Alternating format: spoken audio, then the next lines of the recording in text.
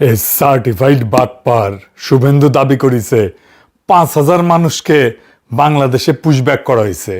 অবশ্য বাংলার Luther king এর উপদেষ্টা কশা জাহেদ কইছে ইন্ডিয়া ইচ্ছা কইরা পুশিন করতেছে না। দেখেন, ভারতের পুশিন বাংলাদেশে যেটা করার চেষ্টা করছে, আমরা নিশ্চয়ই পশ্চিমবঙ্গের নির্বাচন ফলো করেছি। সেখানে নির্বাচনে একটা ইস্যু ছিল, এটা তাদের একটা অভ্যন্তরীণ রাজনৈতিক ব্যাপার, যেটার খানিকটা চাপ আমাদের উপরে আসছে। আমি এইভাবে মনে করি না যে বাংলাদেশের সাথে কোনো একটা টেনশন তৈরির জন্য ভারতীয় সরকার এটা করছে।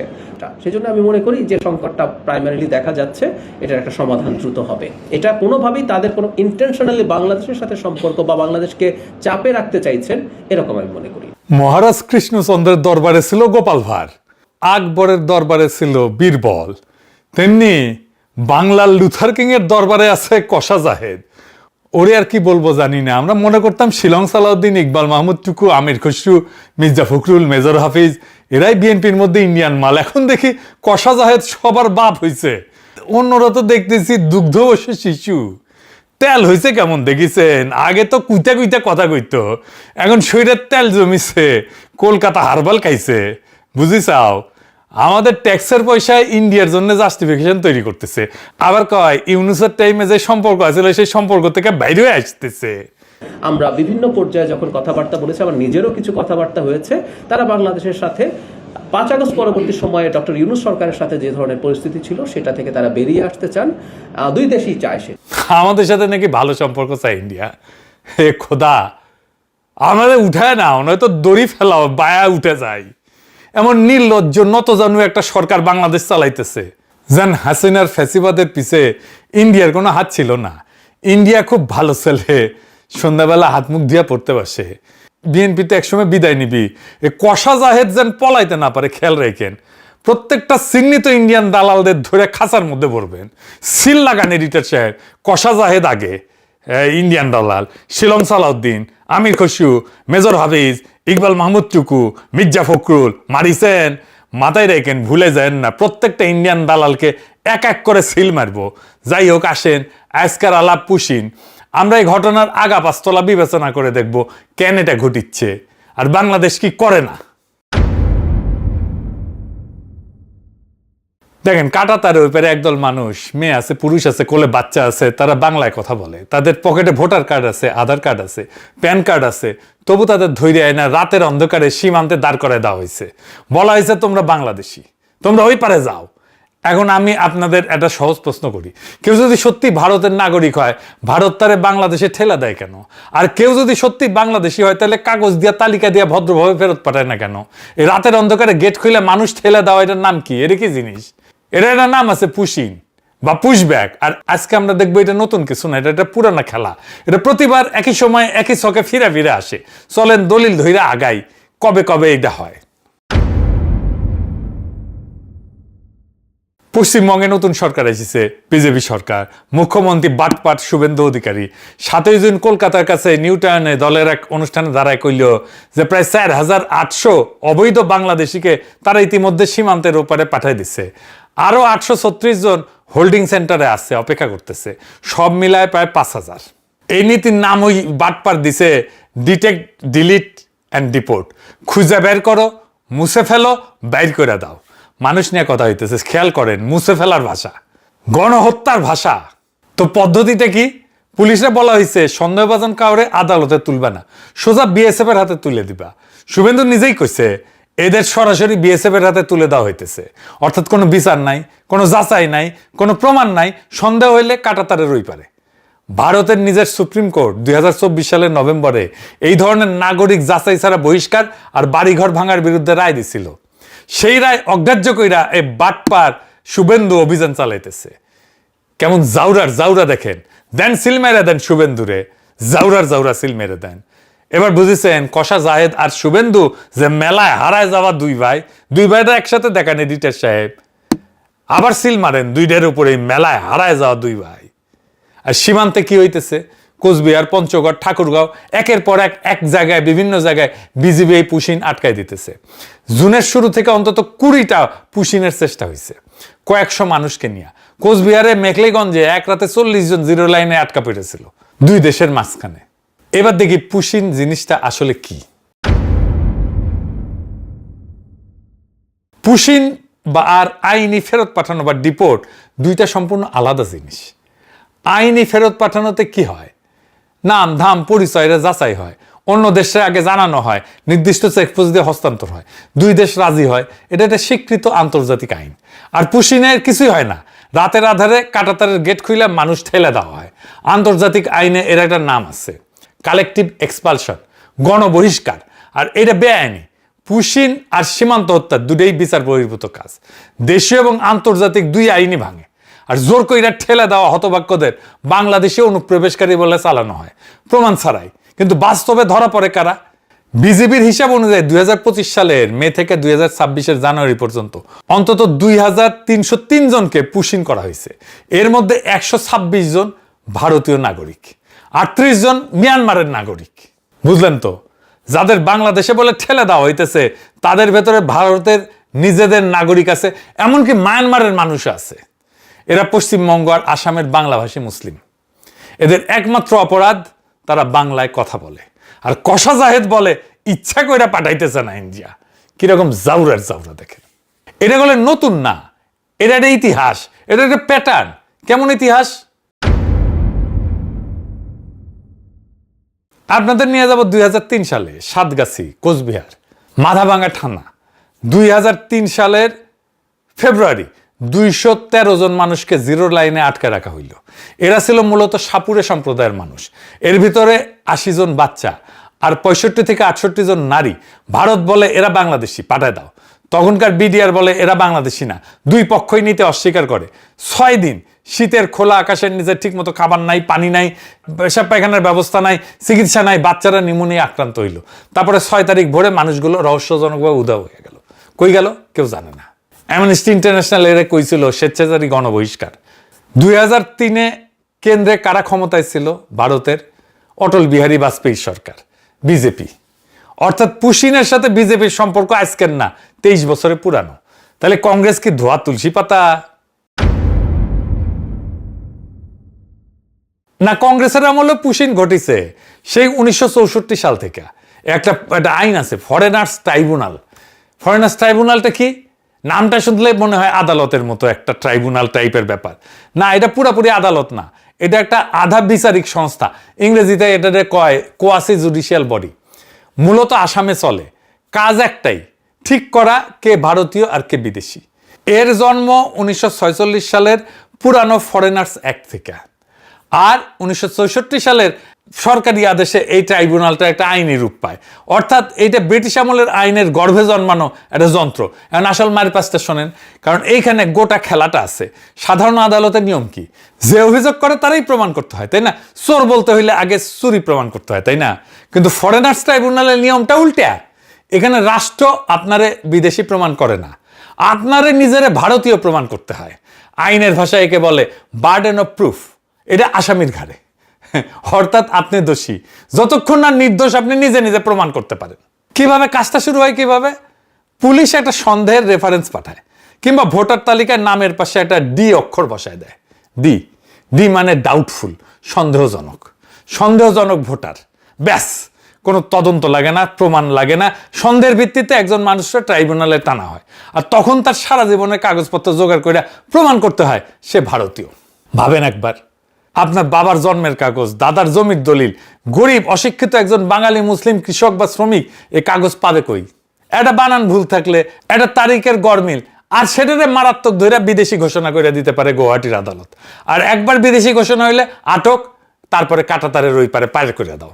এই ট্রাইব্যুনালের সদস্যরা আবার স্থায়ী বিচারক না, রাজ্য সরকার চুক্তিতে নিয়োগ দেয়। আর করে কি, এদের উপর একটা চাপ থাকে।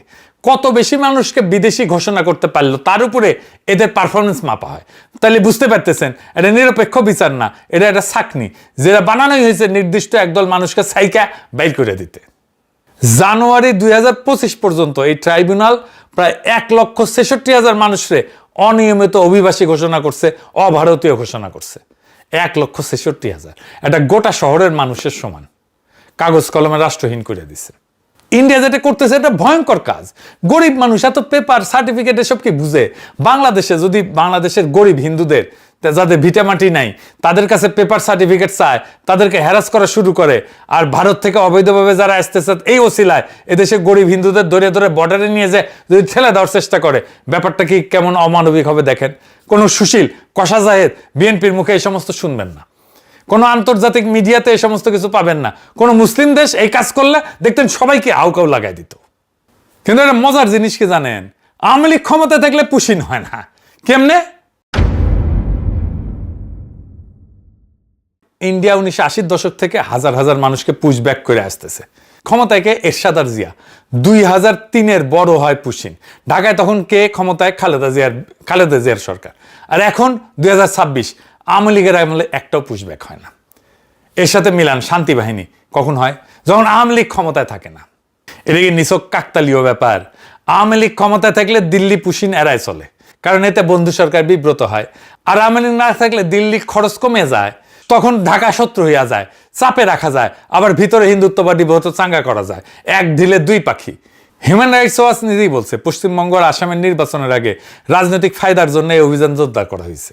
এইবার আসেন দেখি ইন্ডিয়ার যে যুক্তি এটার জাউরামু আর লুথার কিং এর সরকারের বাগাড়ম্বরটা দেখি। পশ্চিমবঙ্গে বিজেপি জিতলো, তার পরের দিন 5ই মে বাংলাদেশের পররাষ্ট্রমন্ত্রী রজার খলিল কইল যে পশ্চিমবঙ্গে ক্ষমতা বদলের পর পুশিন ঘটলে বাংলাদেশ ব্যবস্থা নেবে। করা কথা। হ্যাঁ, হুমায়ুন কবির পররাষ্ট্র উপদেষ্টা ও কইল যে সীমান্তে মানুষ মারা হইলে বা ঠেলে দেওয়া হইলে আমরা বৈশা বৈশা দেখব না। ওরে বাবা রে! হ্যাঁ, তালেবর হ্যাডমের। হ্যাঁ, আর কষা জাহেদ কয় সম্পর্ক মেরামত করবে, প্রতিরোধের কূটনীতিও করবে, আবার সম্পর্কের মেরামতের কূটনীতি করবে। দুইটা একসাথে চলে না। সরকার পুশিন নিয়ে তো বসে আছে, তো পুশিন তো করতেছে নানা জায়গা থেকে। বসে আছিস কেন হারামজাদা? মাদার আছিস কেন? ইন্ডিয়ান হাই কমিশনারকে দায়িকায় জিজ্ঞেস করা দরকার ছিল এসব কি হইতেছে। জাতিসংঘে দৌড়াদৌড়ি করতেছে না কেন? হ্যাঁ, দোভালরে তো রজার খলিল দাওয়াত দেয়, ইন্ডিয়া গিয়ে নায়র খেয়ে আসলো সবাই মিলে, আবার কয় বৈশা থাকবো না। জাউরামির সীমা পরিসীমা নাই, ফাউলের ফাউল। বাংলাদেশে 8,500 অবৈধ ইন্ডিয়ান আছে, পাশায় লাথি দিয়ে বাইর করে দেওয়া হচ্ছে না কেন? কেন এদের জন্য ডিটেনশন সেন্টার বানানো হইতেছে না? ধর বাংলাদেশি ধর বইলা যে শুভেন্দু ধাওয়া দিছিল, দেখেন আবার এডিটর সাহেব।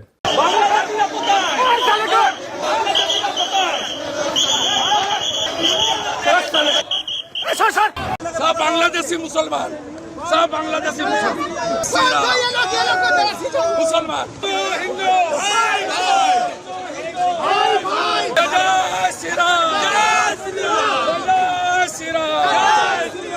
দেখেছেন, আমরা বলি এখন পাবলিকরে ধর অবৈধ ইন্ডিয়ান ধর কইয়া ধাওয়া দিতে কমো। ওই আবার জাতিসংঘে নাকি রজার খলিল কিবা হইছে, বাংলাদেশের সফট পাওয়ার নাকি আকাশে উঠিছে। হ্যাঁ, তো জাতিসংঘে যায় কিছু করে না কেন?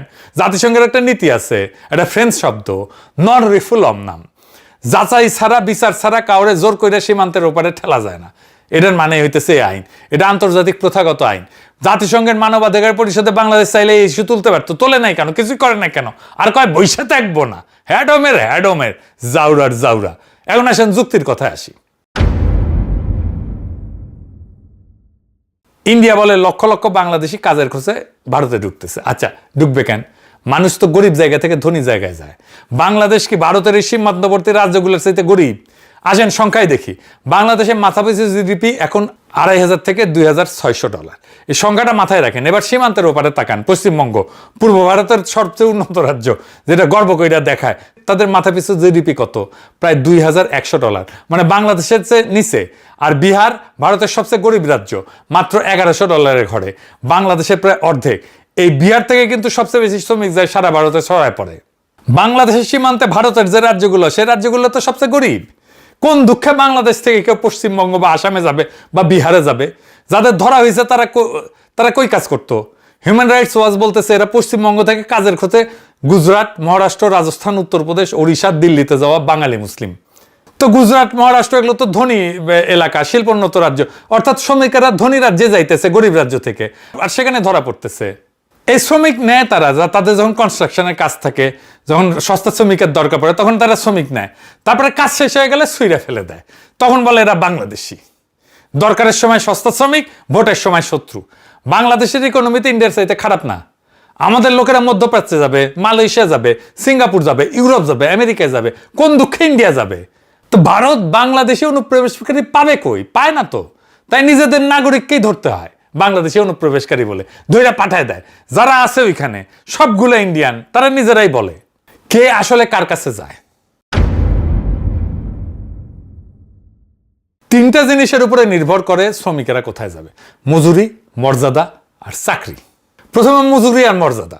বাংলাদেশে একজন রিক্সা চালক দিনে ভালো রোজগার করে, নগদ প্রত্যেক দিন হাতে, কোনো বস নাই, কোনো বিশেষ দক্ষতা লাগে না।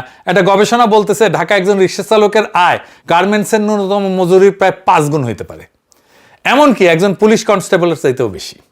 তো এটা তো স্যার টাকা না, এটা একটা স্বাধীনতা। একজন তরুণ চালক গবেষকরা বলছিল মাসে 15,000 টাকা, এটা তো সরকারি চাকরির বেতনের মতো। এই স্বাধীন রোজগারের সুযোগ ভারতের গরিব রাজ্যে একজন অদক্ষ শ্রমিকের আছে? নাই। এবার নারীর কথা বলি, এটা আসল জায়গা।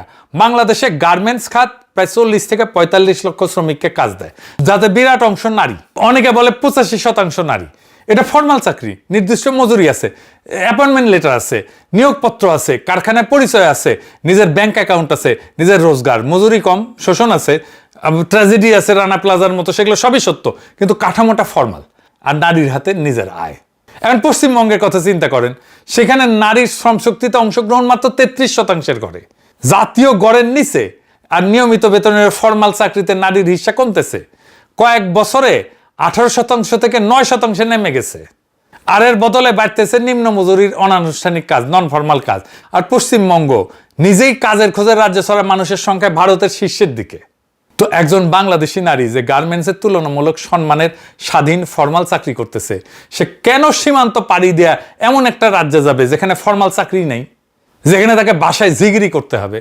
শ্রম তো সম্মান আর মজুরির দিকে যায়, উল্টা দিকে তো যায় না। বাংলাদেশে একটা একক খাত, এই গার্মেন্টস খাত, যত মানুষের ফর্মাল চাকরি দেয়, পশ্চিমবঙ্গে সেই মাপের রপ্তানি শিল্পই নাই। উল্টা পশ্চিমবঙ্গ থেকে মানুষ বাইরে হয়ে যাইতেছে। তাইলে শ্রম কোন দিকে বইবে? মানুষের মর্যাদার চাকরি চাইলে জিগিরি করতে যাবে সীমান্ত পাড়ি দিয়া। বাংলাদেশে 8,500 অবৈধ ইন্ডিয়ান কি করে রে? মাদারবোর্ড কষা জায়েদ আছে? কোনো উত্তর আছে? আর এই যে শুভেন্দু যে ধর বাংলাদেশি ধর বলে, কারে সে দাওয়া করতেছে? এই পুশিন কোনো বিচ্ছিন্ন ঘটনা না, এটা ভারতের ভেতরের ভোটের রাজনীতি আর আঞ্চলিক দাদাগিরির একটা পুরানো হাতিয়ার। সেই 1980 থেকে 2026 একই ছকে বারবার ফিরে আসে। আর ঢাকার পছন্দের সরকার না থাকলে এর লাগাম খুইলা যায়। আর সেই মানুষগুলোর অপরাধ কি? একটাই অপরাধ, তারা বাংলায় কথা বলে আর ধর্মে মুসলমান। নোম্যান্স ল্যান্ডে দুই ধারের কাঁটাতারের মাঝখানে আটকা পড়ে আছে সেই মানুষগুলা, যাদের অনেকেই আসলে ভারতের নাগরিক, অসহায় নাগরিক, যার ভিতরে আছে নারী, শিশু, বৃদ্ধ। খাওয়া নেই, দাওয়া নেই, গা ধোয়া নেই, কিচ্ছু নেই। সারাদিন এইভাবে পথে ঘাটে বসে আছি। আর কতদিন থাকতে হবে জানি না। আমার আব্বু আছে, আমার ভাই আছে, আমার মা আছে, আর আমার একটা দিদি আছে। তোমরা কি ওখানে স্কুলে পড়তাম? হ্যাঁ, আমরা ইন্ডিয়া স্কুলে পড়তাম। কোন ক্লাস? 6। মাঝে মাঝে না খুব অসহায় লাগে। এই কি মুসলমানের নিয়তি সারা দুনিয়ায়? গাজার দিকে তাকান, কিছু করতে পারি না। ইরানের দিকে তাকান, কিছু করতে পারি না। রোহিঙ্গাদের দিকে তাকান, 10 বছর ধরে আমাদের ঘাড়ে আছে, কিচ্ছু করতে পারি না, ফিরিয়ে দিতে পারি না। আর এখন আমাদের নিজেদের ভাষার মানুষ, ভারতীয় বাংলাভাষী মুসলমান নোম্যান্স ল্যান্ডে এসে আটকা। আর আমিও কিছু করতে পারি না। একটা সভ্যতা, একটা উম্মা, যাদের এত টাকা পয়সা, যাদের এত বড় বড় শেখ, যাদের এত ইতিহাস, এত গৌরব, আজ তাদের সন্তানেরা, তাদের ভাইয়েরা কাঁটাতারের মাঝখানে দাঁড়ায় আছে। কোনো দেশ তাদের নিতে চায় না।